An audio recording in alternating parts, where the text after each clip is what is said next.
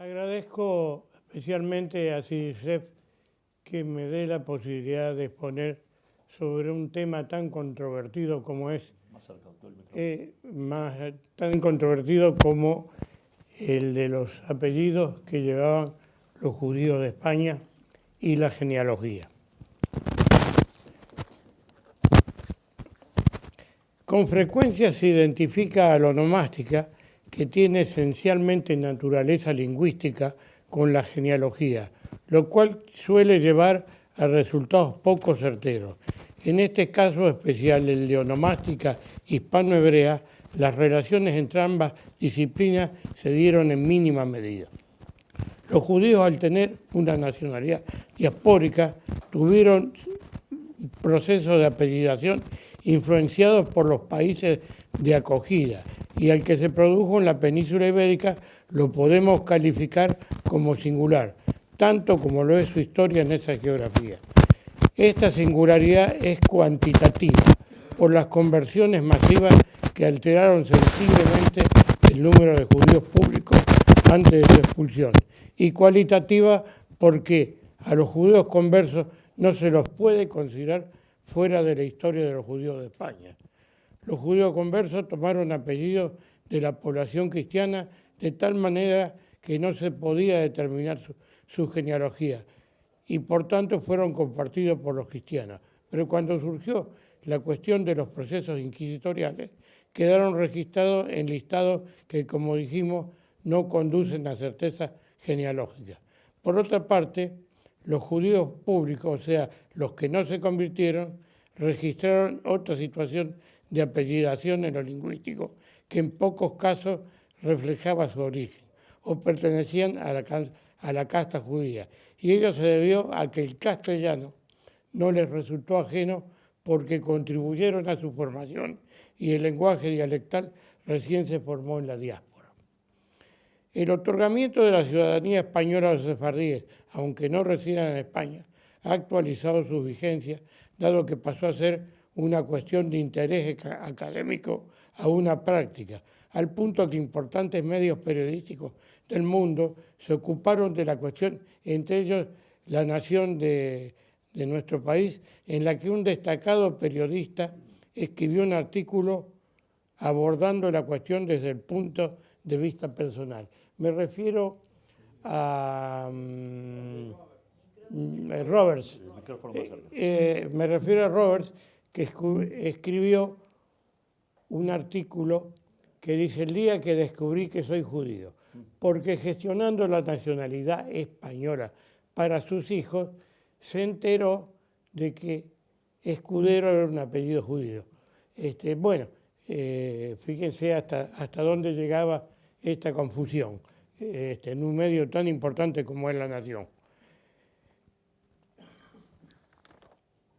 Preside toda esta cuestión onomástica la singular historia de los judíos de España, como dijimos, de las conversiones masivas y la enorme cantidad de judíos conversos. No se puede conocer esa historia, no solamente por el aspecto cualitativo, sino por lo que significaron. Quien aborda con brillantez el carácter innovador, inquieto y de cierta rebeldía religiosa de los judíos conversos españoles es Alcalá, traductor e intérprete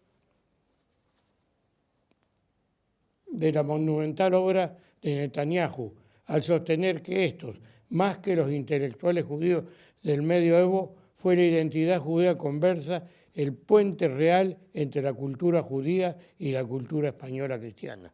Agrega que como todo intelectual debe moverse entre dos aguas, el judío converso siempre fue mirado de reojo por la Inquisición y se esforzó por expresar en español su peculiar visión del mundo, y alguno de ellos le asignó creatividad subversiva en materia literaria. Así como se entiende que esa condición influyó en la peculiaridad de sus doctrinas cristianas de vertiente alumbrada, y prácticamente todos los alumbrados tienen ese origen. Por otra parte, es el humanista Juan Luis Vives, hijo de judíos conversos, penitenciado, quien con su propia vida y su obra artística consagra el derecho a la libertad de conciencia por primera vez en la historia. y Miguel Servet, de igual descendencia, es considerado el primer pensador cristiano que la proclama como principio fundamental. Frente a esta peculiaridad histórica, se hablan varios interrogantes en materia de apellidos que intentamos responder en el desarrollo de este trabajo.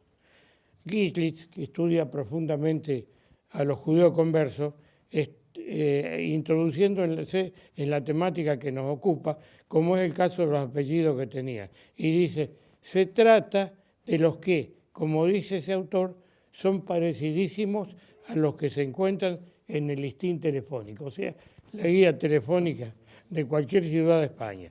Es de señalar que todo ese proceso de conversiones coincidió con el mismo siglo en que la gente del pueblo llano comenzó a darse apellidos, por lo que no existió diferenciación.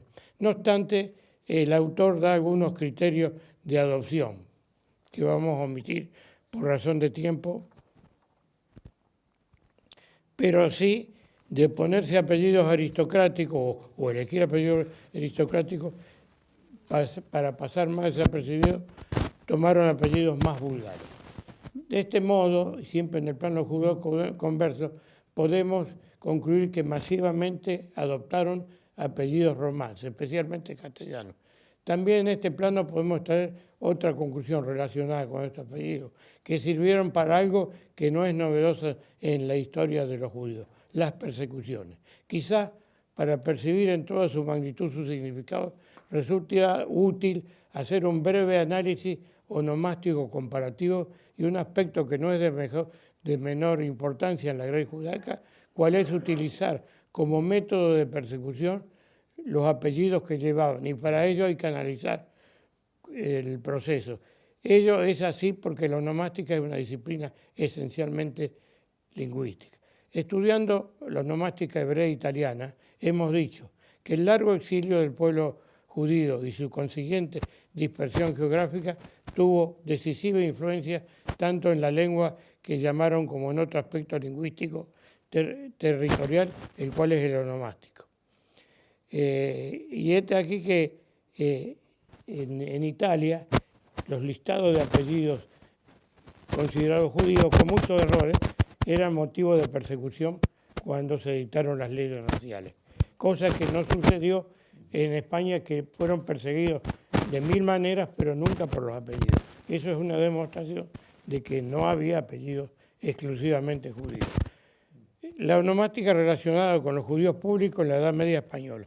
Hemos apelado a diversas fuentes de estudio y a diversos investigadores. Y podemos decir que tomaron apellidos en la nueva lengua romance hablada en Castilla. También es correcta su observación de que no se puede hablar de apellidos judíos, sino de apellidos que utilizaban los judíos. Como originalidad de ese proceso, destaca que era costumbre tener dos nombres, uno público, por ejemplo, José Toledano, y otro en la sinagoga, Abraham Ayuel. Era una forma de pasar desapercibido y hacer más fácil la comunicación por vecinos. Por ejemplo, los artesanos plateros judíos del Camino Santiago tomaron los apellidos Plata y Platero porque era la forma en la que era llamada. Pero luego pasaron a ser, podía tener origen judío, pero pasaron a tener apellidos compartidos con cristianos, por lo que tampoco eso nos puede llevar a la conclusión de que eran apellidos judíos. Algunos apellidos que lingüísticamente eran castellanos tuvieron origen judaico, aunque no por su costado lingüístico, según vivimos con Platero. Así es como actualmente español, Platero, no tiene escudo heráldico por su presencia judaica. El apellido que encuentro hoy en el mundo sefardí es Plata y no Platero. Bueno, vamos a pasar directamente a las conclusiones para cumplir con el tiempo.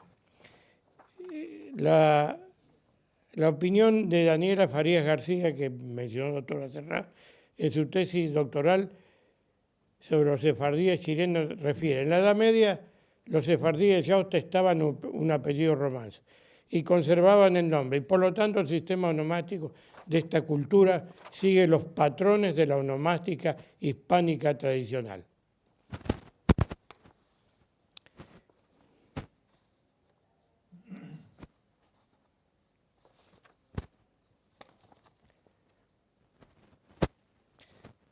Para terminar, podemos decir que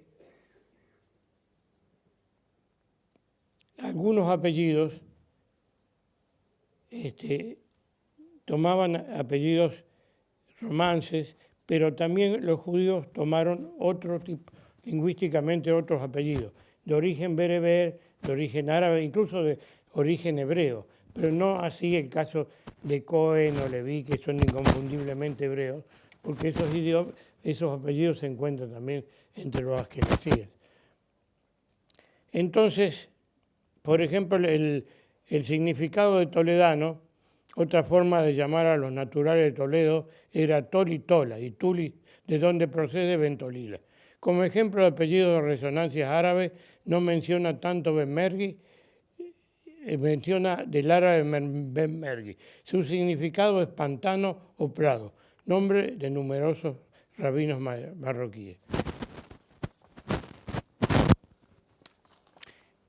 Al revés por lo contrario, de la onomástica hebreo-italiana, no existe travestismo, es decir, no hay traducción de apellidos hebreos en general, de apellidos hebreos al español o a la lengua romance.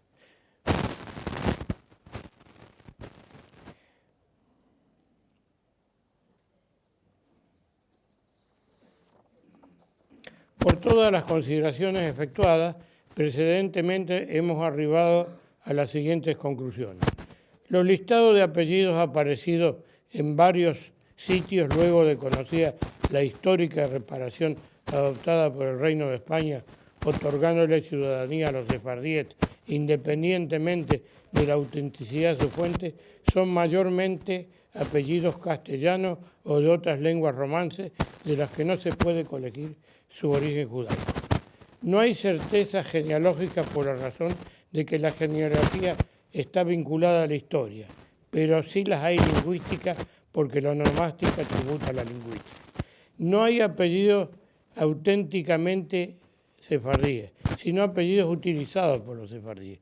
Ya desde el siglo XIII, algunos judíos tomaron apellidos castellanos o romances que no les resultaron ajenos porque fueron testigos y protagonistas de la formación del castellano.